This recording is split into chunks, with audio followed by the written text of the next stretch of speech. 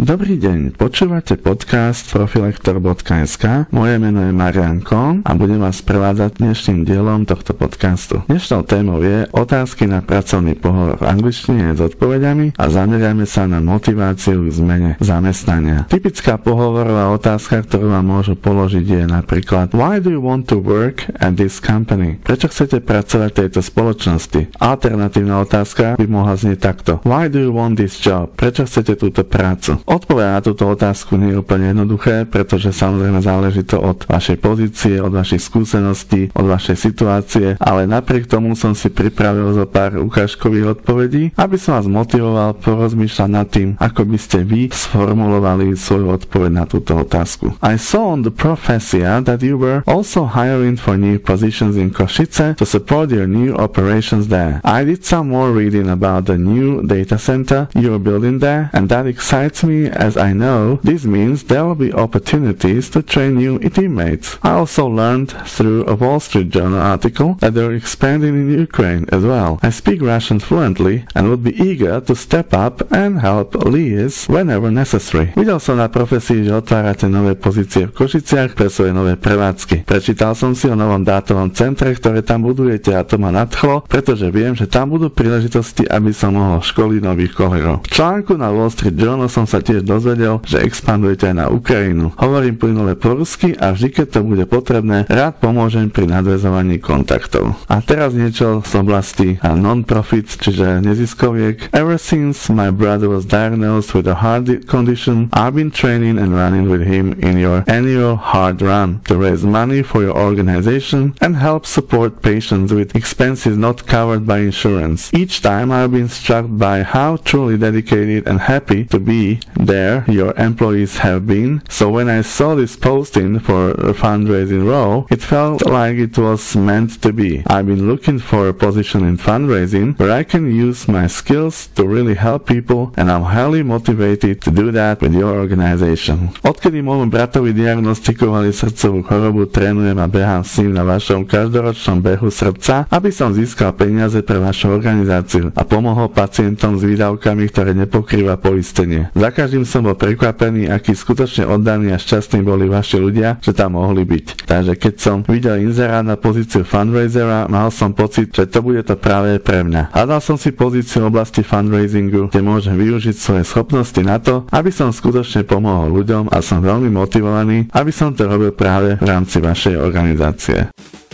Keďže viem, že príprava na pohovor v angličtine nie je vždy ľahká, hlavne keď človek nemá úplne sebaistotu vo vyjadrovaní a v komunikácii, pripravil som pre vás prípravný kurz prípravy na pracovný pohovor v angličtine. Obsahom kurzu bude simulácia pohovoru v angličtine, precvičovanie odpovedí na časté pohovorové otázky, prebratie otázok typických pre váš odbor a korektúra vášho životopisu, prípadne preklad životopisu do angličtiny a taktiež motivačného listu. Samozrejme, že všetko sa budem snažiť prispôsobiť vašej situácii, vášmu odboru a tak, aby to bolo čo najviac efektívne a vyhovovalo to vašim potrebám. Ak máte otázky alebo chcete sa prihlásiť do kurzu, kontaktujte ma cez moju webovú stránku www.profilektor.sk. Ďakujem za váš čas a prajem vám pekný deň. Do počutia.